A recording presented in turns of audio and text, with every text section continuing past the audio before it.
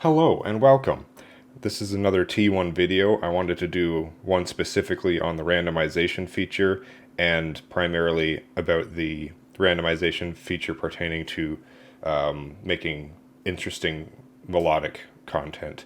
So there's a bunch of stuff that, can pertain to melodies, but is more rhythm-based, like pulses and steps and division and stuff. All that can also be for melody, but I'm not going to be focusing on that stuff. I spent a long time last night basically going through the manual and going piece by piece and kind of hammering home like what each randomization thing does, and I learned a couple new things which are really cool, and I'll get to more towards the end. So I'm just going to start with, I just have this basic bitch, like mostly initialized patch thing here. The single note is coming from digatone, so it has polyphony, which is important for this.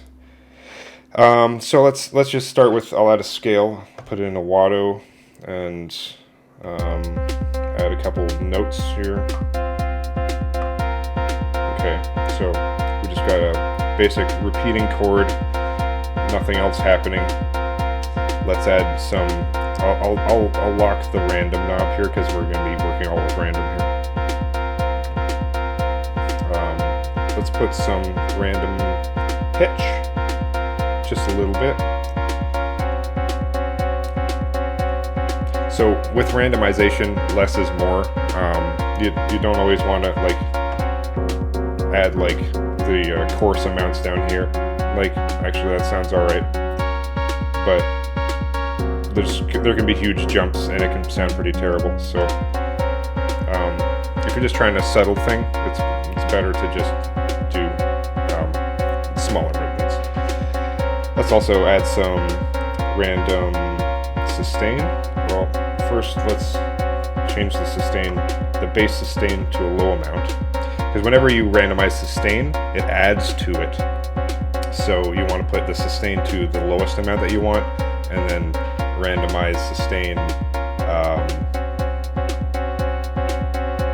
let's say about maybe a bit less. So with sustain and a lot of other properties, the right direction is polyphonic and the left is monophonic. So right is adding randomization sustain amounts to individual notes that it's sending to the digatone. So like it's playing a chord and certain notes are long and certain ones are short, which is pretty neat and adds a lot more like texture to things. I can even do that to timing as well. So timing will shift like the micro timing of notes, and right is polyphonic. Let's just do a little bit so it doesn't sound terrible.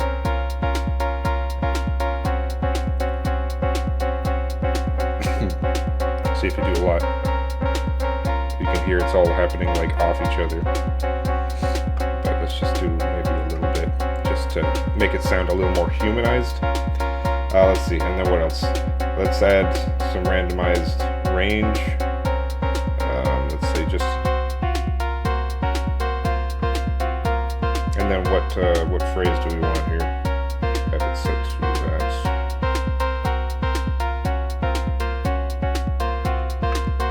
That's good. And then let's add some randomized voicing. Voicing you don't want to add a lot because like these coarse numbers, pretty jumpy. Let's just say like a couple. I think each click of voicing is like 1 octave. I might be wrong about that, but that's kind of what it seems like. Okay, so like we already got a lot more variation and movement to here. Maybe let's add some repeats even. Some random repeats. Okay, so now each step has a chance of randomizing repeats, which is pretty neat. I like that. Okay, so that is pretty cool. So one other thing that the randomization has is the ability to slew, which will basically just kind of smooth the parameter changes so it's less jumpy. So it's a kind of a subtle effect, but if you're noticing that things are a bit choppy, then maybe you can do that and it might smooth it out a bit. So let's see what it does here. So to do it, you end up having to hold a million buttons, but you have to hold Control and Random, and then turn. Let's do it to voicing.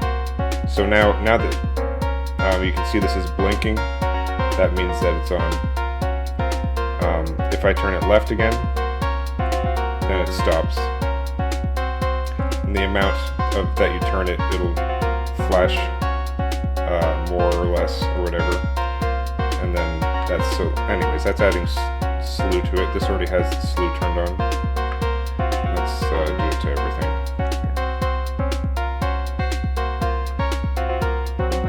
Okay. So, I don't know, that's already sounding smoother. Sounds like a pretty good progression. Let's see, what else can we do from there? Well, probability, you don't use with the random knob, or you don't need to. I'm not sure if it does anything if you do, but I don't think you should need to. Probability is the secondary function of velocity, and with polyphonic things, it's really good in this versus like in the Elektron, you have the probability chance of a step happening, but it's for everything. But for probability with this, it has the polyphonic ability where it'll cut out certain notes, but not all of them.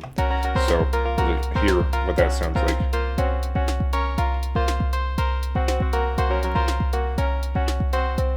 Yeah, so like each chord hit, certain ones are dropping, certain ones are coming back, which I think sounds a lot cooler and more natural that way. Yeah, so that's a good effect there.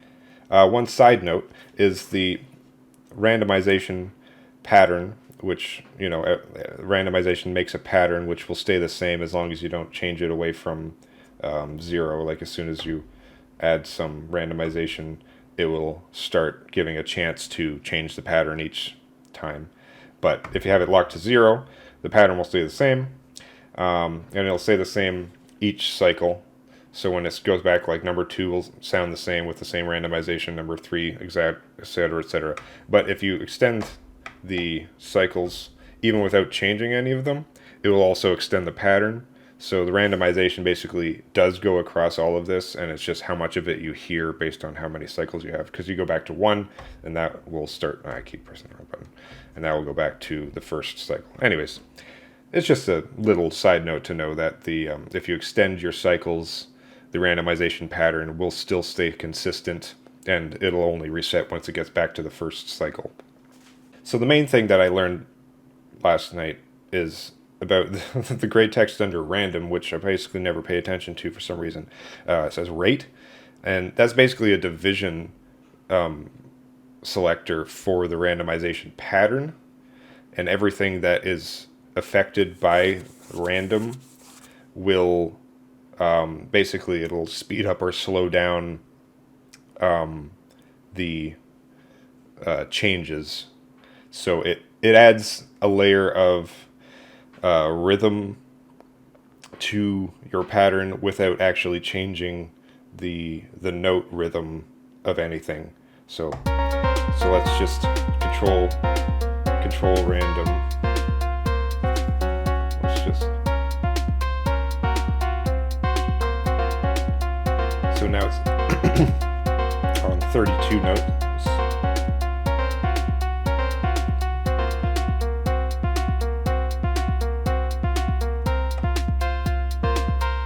It's on eighth notes, quarter notes.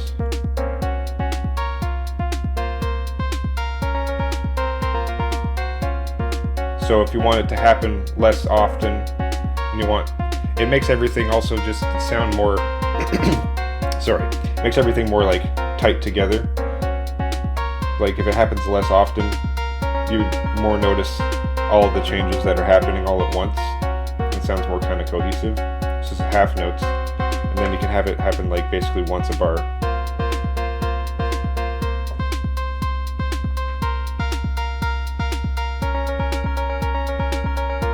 That's pretty cool. And then one other thing that you can do is these ones are the dotted note time signatures. So now you're in like a quarter note rhythm, but then you added like a dotted note feel to it, which just, it's really cool. And these will stay the same every time as long as you don't change the random value.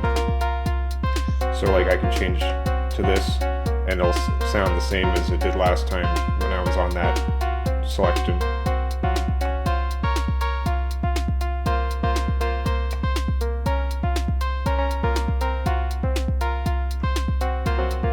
Anyways, I know it's not the most inspired sounding pattern, but I hope it still kind of gives you an idea of how to use. I think using the rate on the random is a really useful thing that you should probably use a lot with this thing. And yeah, so let's just randomize change the random here, let it change up, and then let's lock that in. I like that better.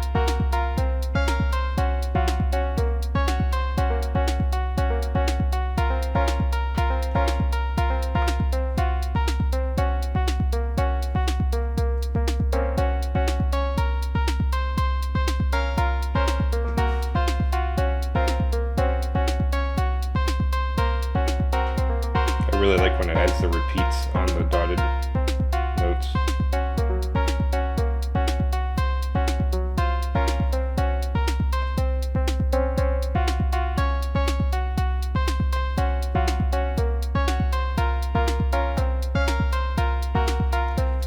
That's pretty cool. I really like that. So, if you didn't know about that, I hope that you enjoy using it now. And have a wonderful day. Thanks for watching this random T1 video. You're beautiful.